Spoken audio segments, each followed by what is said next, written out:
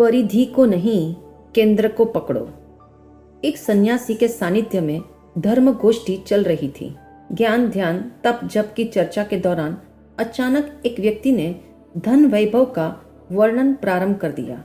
अपने ऐश्वर्य का बखान करते हुए वो बोला, मेरे पास विपुल दौलत है, भव्य कोठियां हैं, मेरा व्यापार देश विदेश में फैला है। इस कारण मैं अनेक बार विश्व यात्राएं कर चुका हूँ। मैंने अनेक पथिकाश्रय बनवाए और जगह जगह अन्न सत्र भी खुलवाए।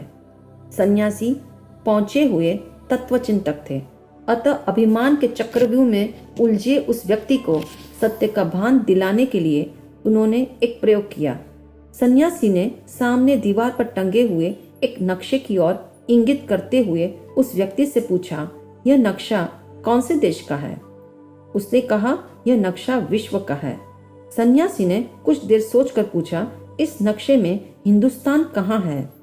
फौरन उसने दिखा दिया।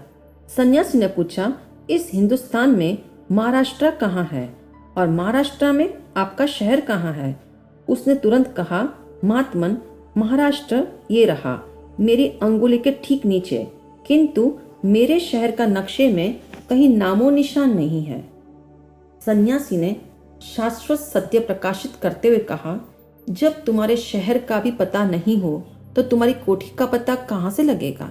जिस वैभव का वृत्तांत करते हुए तुम्हारी जबान नहीं थकी, वह ऐश्वर्य मात्र बाहरी फैलावा है। इस नश्वर वैभव की परिधि में तुम आत्म केंद्र को क्यों भूल गए? तुम यहाँ आए थे आत्मा परमात्मा की चर्चा करने, किंतु अपने ठाट बाट और शान बान के घेरे में क्यों उलझ गए? अब भी संभलो और अपने आत्म केंद्र को पहचानो। उस व्यक्ति को सत्य का बोध हुआ, अपनी भूल का एहसास हुआ और उसका अभिमान बर्फ की तरह गल गया। ध्यान दे, जीवन का मूल्य विस्तार में नहीं, गहराई में है। इसलिए परिधि को नहीं, केंद्र को पकड़ो।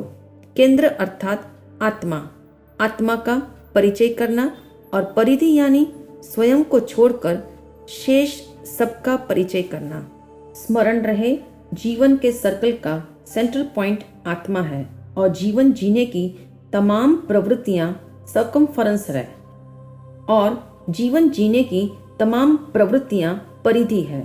परिधि पर परवशता है, मोहताजी है, बेबसी है और केंद्र पर स्वतंत्रता है, आनंद है, शांति है।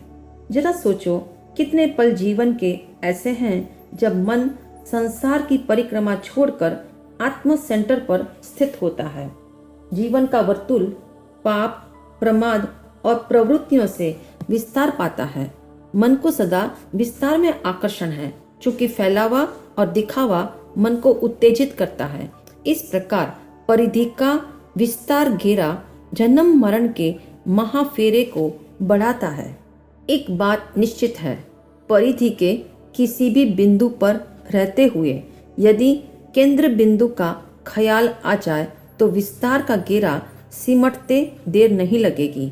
इसलिए एक बार ऐसा चिंतन अवश्य करें, यह बेशकीमती जीवन मुझे संसार के दुष्चक्र में खोई आत्मा को खोजने के लिए मिला है, न केवल खाने पीने, घूमने सोने की परिधि को बढ़ाने के लिए मिला है। इस प्रकार जीवन की दैनिक एक्टिविटी में सजग रहकर आत्म केंद्र की ओर आकर्षित हुआ जा सकता है। ध्यान रहे, केंद्र पर व्यक्ति अकेला है, किंतु परिधि पर वस्तुएं हैं, संबंध है, घटनाएं हैं और अनुकूल प्रतिकूल परिस्थितियां भी है। आज इंसान व्यापार एवं परिवार के क्रियाकलापों में इतना व्यस्त है कि केंद्र से जुड़ने के लिए उसके पास समय नहीं है। तनिक सोचो, आप यदि बिजी है तो क्या भोजन नहीं करोगे? क्या नींद नहीं लोगे? क्या सांस नहीं लोगे?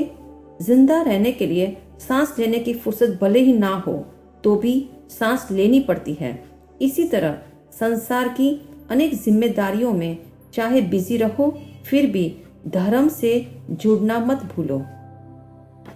जब तक केंद्रित होकर नहीं जिएंगे तब तक अशांति, क्लेश, दुख और समस्याओं का फैलावा सदा बना रहेगा। इसलिए आत्म केंद्र से जुड़ने हेतु एक प्रयोग अवश्य करें। परिवार एवं परिग्रह की परिधि को पॉइंट वाइज सीमित करें और केंद्र की दिशा में एक सफल कदम बढ़ाएं।